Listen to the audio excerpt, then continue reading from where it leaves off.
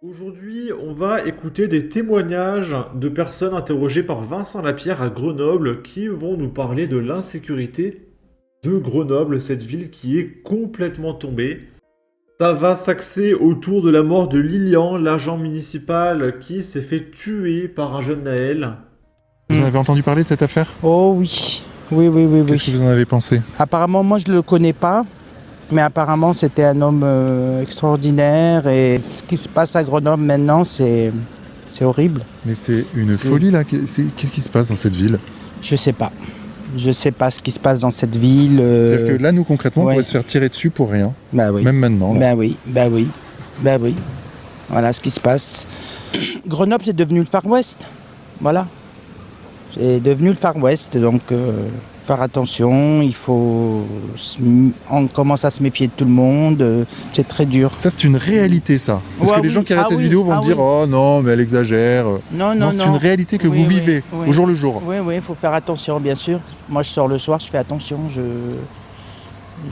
me méfie, je regarde derrière moi, voilà. Vous en avez entendu? Ok. Ensuite, une autre dame va parler ici. Lilian, Oui, je sais. il s'est fait tuer là, juste là, regardez. Oui, je sais. Qu'est-ce que vous en avez pensé, vous? Ah ben, c'est trop triste, quoi.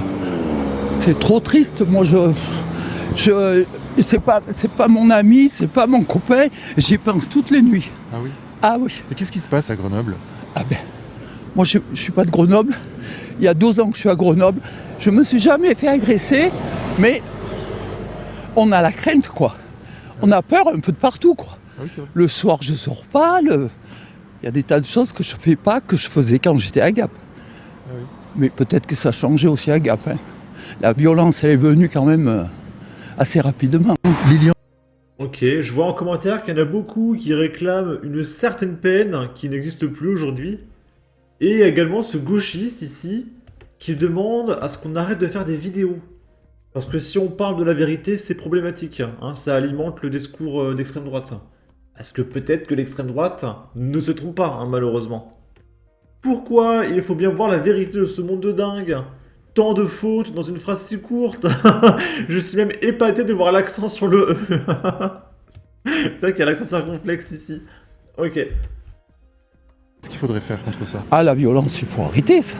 La drogue, la violence. On tue des gosses sur les passages piétons. C'est une horreur, quoi.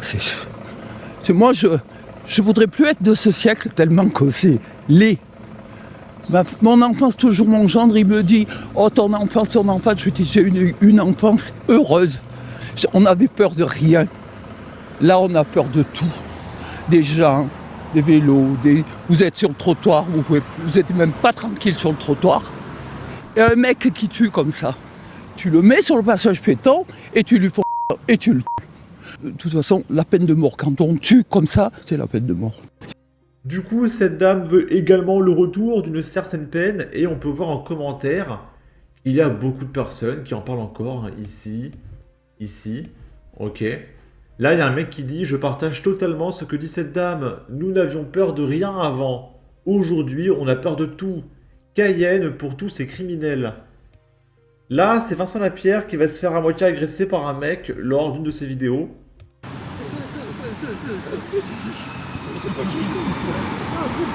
Non, les gars, ça vaut pas le coup,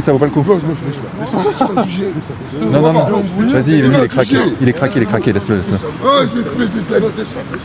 Merci pour l'antichausse à la main. Ah, merci, putain, c'est fou. L'anthologie des histoires de Chavez que j'ai. Ah oui, Vraiment. Merci. merci. Bon, bonjour monsieur, Bonjour. ça va? Ah, je suis passé dans la vidéo, tout ça. Quelle vidéo? Pas passé dans la vidéo. Non, y a pas de souci. Comment ça, pas de soucis? Bah non, vous êtes pas dans la vidéo, on vous a pas filmé. Il me filme. Toi, je suis débile ou quoi? Frère, il me filme moi, il filme pas toi. Il a pas filmé. Toi, Au moins, si tu passes dans la caméra, on te floute. Mais ça doit être insupportable. Vincent, il fait juste ses vidéos tranquillement et il se fait agresser à chaque fois, quoi. Toujours à chercher la merde. T'as beau lui dire que tu le filmes pas, le mec monte quand même en pression. Voilà la France de 2024. J'habite dans le quartier, je n'en peux plus.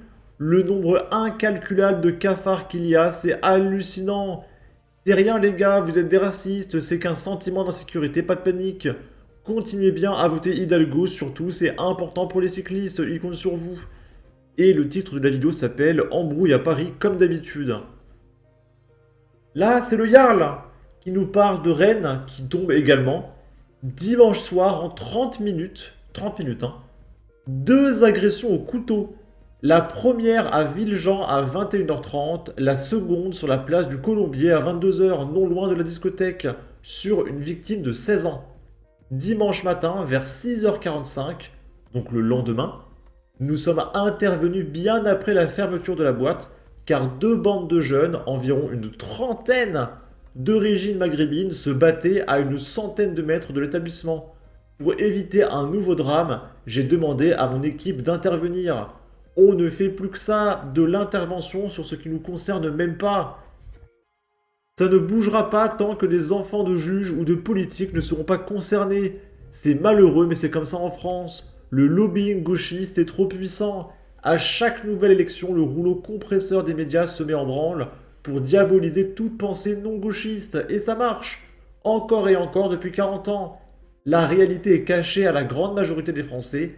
Les médias ne nous informent pas. Ils nous disent seulement ce qu'il est acceptable de penser.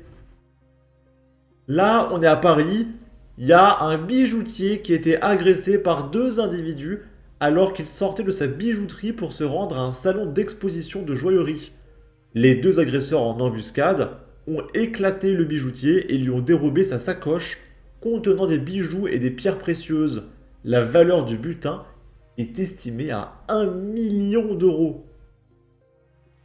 Et on va finir avec ceci. On est à la gare de Corbeil-Essonnes, dans le 91. Un migrant sri-lankais, déjà connu de la police, agresse au couteau un homme de 56 ans et le plante à la nuque.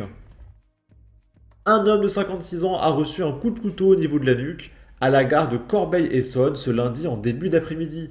Les agents de la sûreté ferroviaire ont rapidement interpellé l'auteur présumé de cette agression, âgé de 53 ans, qui était alcoolisé, a appris Actu 17. Des circonstances qui restent à éclaircir.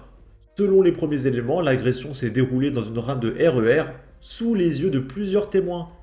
La victime, domiciliée à Corbeil-Essonnes, a de son côté été prise en charge par les secours.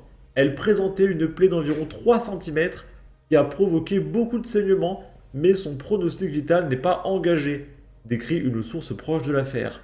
Le suspect, qui est un ressortissant sri-lankais en situation régulière et déjà connu des services de police, a été placé en garde à vue.